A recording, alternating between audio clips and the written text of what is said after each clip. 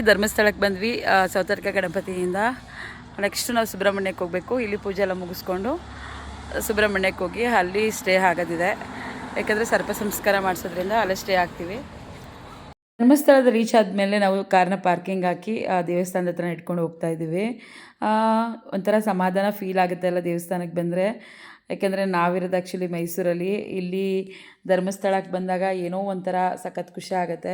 ಸೌತಡ್ಕ ಗಣಪತಿಲೂ ನಮಗೆ ಅಷ್ಟೇ ಒಂಥರ ಪಾಸಿಟಿವ್ ಫೀಲ್ ಆಯಿತು. ಅದೇ ಥರ ಇಲ್ಲೂ ಕೂಡ ಪಾಸಿಟಿವ್ ಒಂಥರ ಫೀಲ್ ಆಗ್ತಾಯಿದೆ.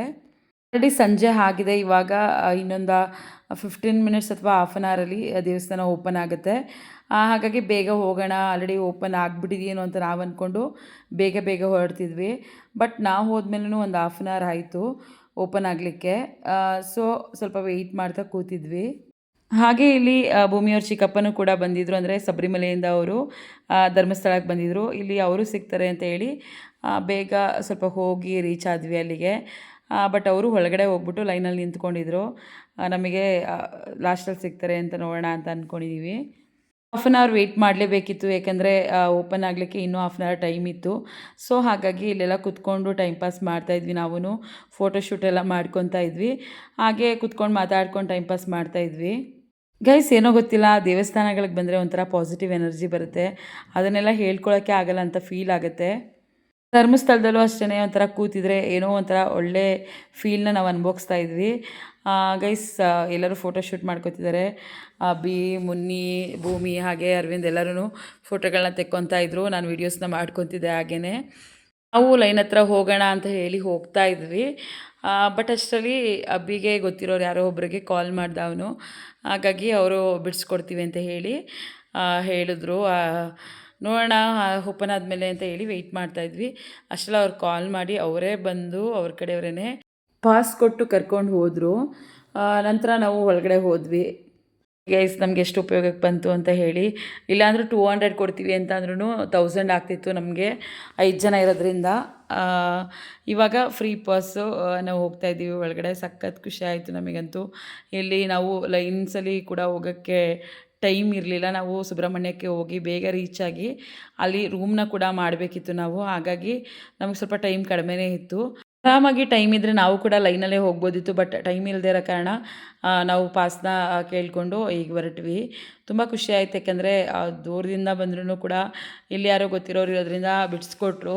ಮನುಷ್ಯ ಏನು ಬೇಕಾದರೂ ಸಂಪಾದನೆ ಮಾಡ್ಬೋದು, ಆದರೆ ಜನಗಳನ್ನ ಸಂಪಾದನೆ ಮಾಡೋದು ವೆರಿ ಇಂಪಾರ್ಟೆಂಟ್ ಅಂತ ಇದರಿಂದ ಅನಿಸುತ್ತೆ. ಯಾಕೆಂದರೆ ಎಲ್ಲಿ ಹೋದ್ರೂ ಕೂಡ ನಮಗೆ ಒಂದು ಜನ ಸಂಪಾದನೆ ಇದ್ದರೆ ನಮಗೇನಾದರೂ ಒಂದು ರೀತಿಲಿ ಹೆಲ್ಪ್ ಆಗುತ್ತೆ ಅಂತ ಹೇಳ್ಬೋದು.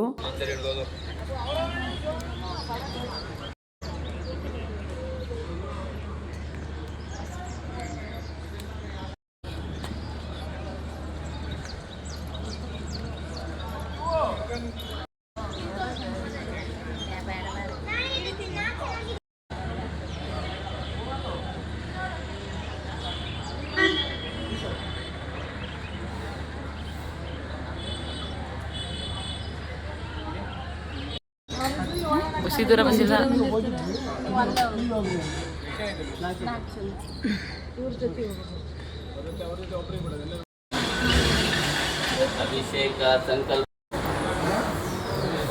ಒಳಗಡೆ ದೇವಸ್ಥಾನದೊಳಗಡೆ ನಾವು ಇದನ್ನು ವಿಡಿಯೋನೆಲ್ಲ ಮಾಡ್ಕೊಳಕ್ಕಾಗಲ್ಲ.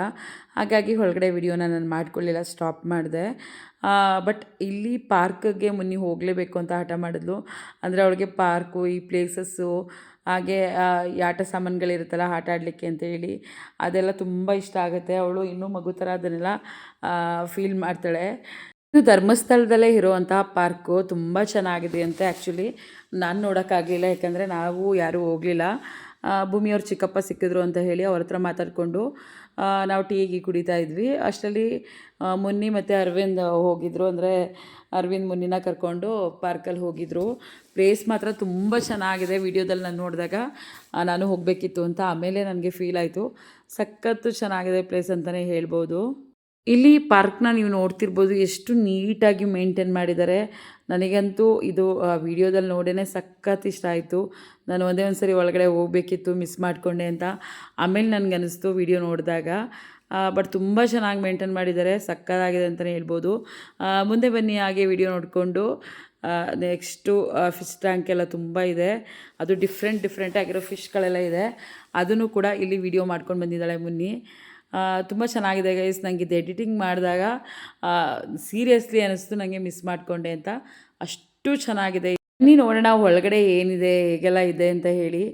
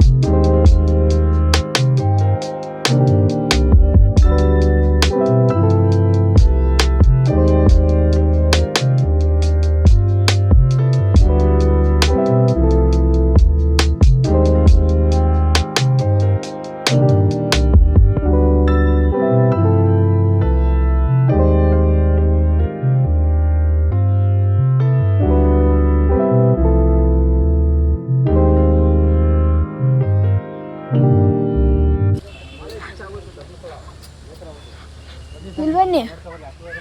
ಹಾಂ, ಅದು ಇದಕ್ಕೆ ಹೋಗೋಣ ಬೇಡಣ್ಣ. ಹಿಂಗೆ ಬಂದು ಹೊಟ್ಟೋಗೋಣ. ಅವ್ರು ಟೀ ಕುಡಿತಾವ್ರೆ, ನೀವು ಟೀ ಕುಡಿಬೇಕಾ?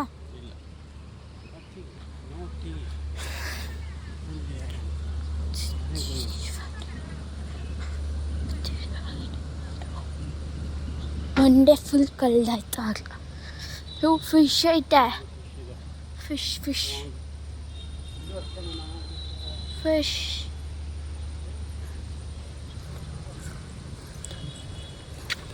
ಚೆನ್ನಾಗಿ ಮಾಡಿಸಿದಾರಲ್ವಾ? ಸಖತ್ತಾಗಿ ಸ್ವಿಮ್ಮಿಂಗ್ ಪೂಲ್ ಥರ ಇದೆ. ವಾವ್ ಪಾಪ.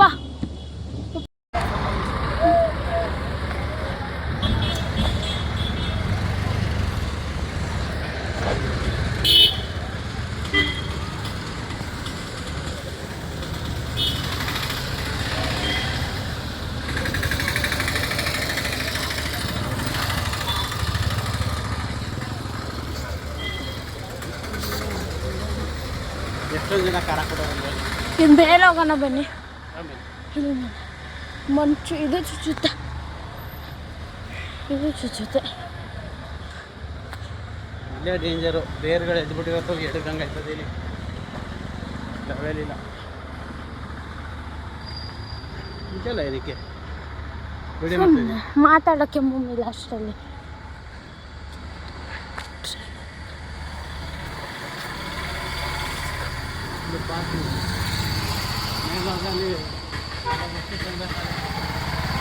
ಮೇಲ್ಗಡೆ ಹೋದ್ರೆ ಅಲ್ಲಿ ಎಲ್ಲ ವಸ್ತು ಹಳೆ ಗಾಡಿಗಳು, ಓಲ್ಡ್ ಕಾರ್.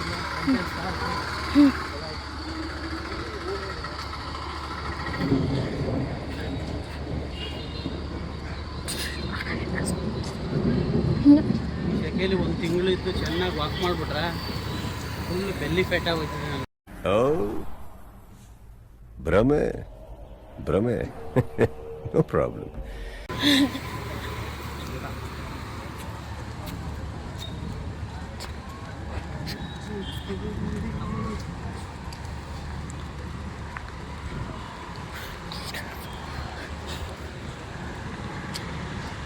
ರೂಮ್ಗಳ ಇದು ಅಪಾರ್ಟ್ಮೆಂಟ್ ಥರ ರೂಮ್ಗಳು ನೇತ್ರಾವತಿ. ನೇತ್ರಾವತಿ ರೂಮ್ ತಗೊಂಡು ಬೇಡ, ಅದು ತಗೊಂಡೆ.